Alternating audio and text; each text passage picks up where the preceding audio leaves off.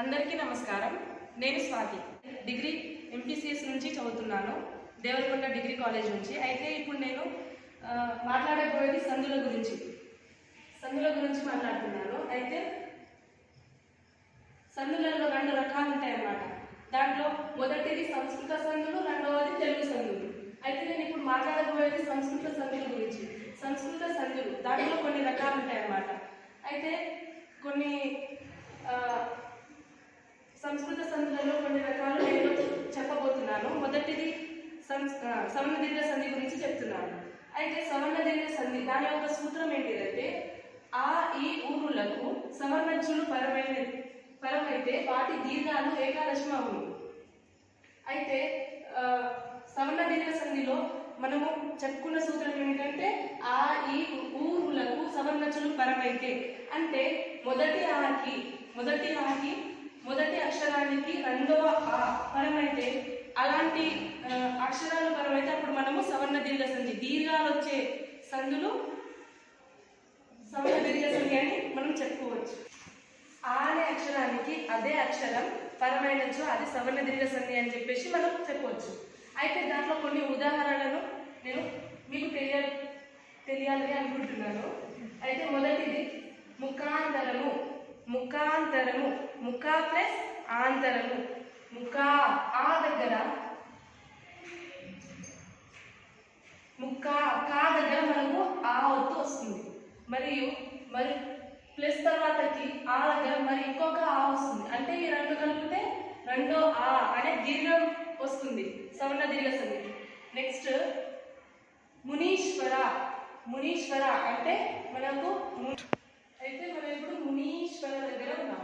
అయితే ముని ప్లస్ ఈశ్వర. నీ దగ్గర మనకు మొదటి ఈ అనేది వస్తుంది.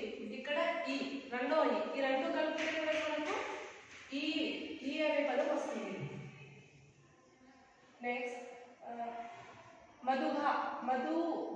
దూ దగ్గర మనకు విడదీయడం జరుగుతుంది. మధు ప్లస్ ఊహ. ఊ దగ్గర మొదటి ఊ వస్తుంది.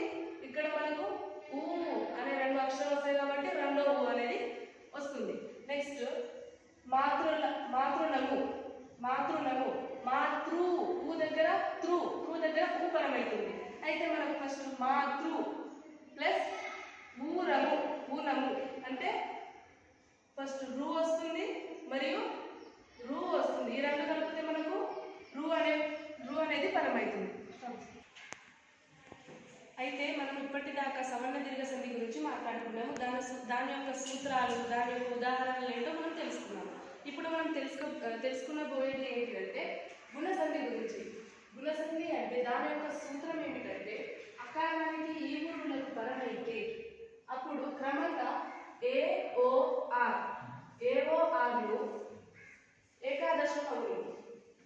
అకారానికి ఈ రూలు పరమైతే అప్పుడు మనకు ఏఓఆర్లు అనేవి ఏకాదశం అవుతాయి. అయితే దాంట్లో మనము ఏఓఆర్లకు గుణములు అని అంటాము. అయితే ఇప్పుడు ఉదాహరణలు మనం ఏంటో చూసుకుందాం. ఉదాహరణ ఫస్ట్ నాగేంద్రము.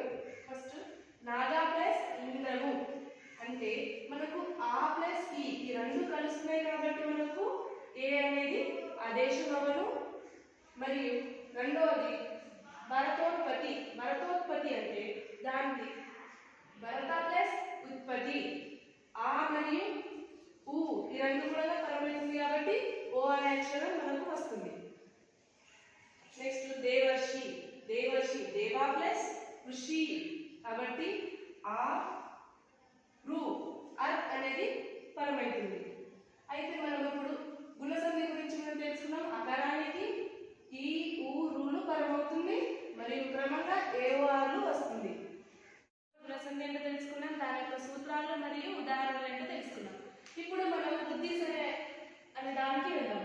వృద్ధి సంధి అంటే అకారానికి ఏ ఐలు పరమైతే ఐకారం అవుతుంది. అకారానికి ఏ ఐలు పరమైతే ఐకారం అవుతుంది మరియు ఓలు పరమైతే ఔకారం అని ఏకాదశం అవుతుంది. అయితే ఇప్పుడు దీని యొక్క వివరణ ఏంటిది అంటే ఐ ఔలను వృద్ధులు అని పిలుస్తారు.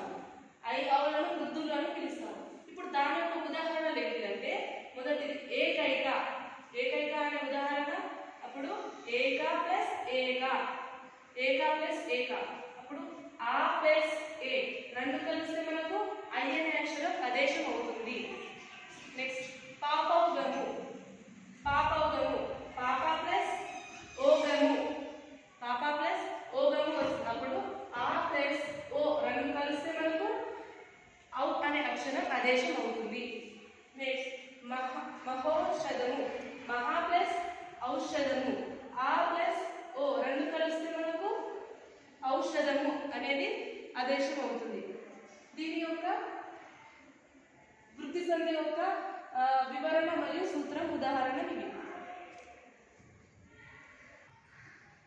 ఇప్పటి వరకు మనం వృద్ధి సంధి అంటే ఏంటి తెలుసుకున్నాం, దాని యొక్క సూత్రాలు మరియు ఉదాహరణలు ఏంటో తెలుసుకున్నాము. ఇప్పుడు మనము ఎనదేశ సంధికి వచ్చాము. ఎనదేశ సంధి అంటే దాని యొక్క సూత్రం ఈ ఊరులకు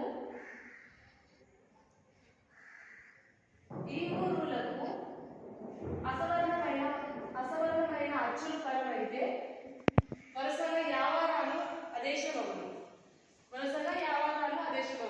అయితే దాని యొక్క వివరణ ఏంటిది అంటే యావారాలను జన్ అని పిలుస్తారు మరియు జన్నులను ఆదేశంగా వస్తాయి. ఎంతో తెలుసుకున్నాం. మొదటి ఉదాహరణ అత్యాంతము. అత్యాంతము అంటే అతి ప్లస్ ఆంతము. అతి ప్లస్ అంతము. అత్ ప్లస్ యు ప్లస్ అంతము అనేది మనకు ఆదేశం అవుతుంది. మరియు గురువాజ్ఞ.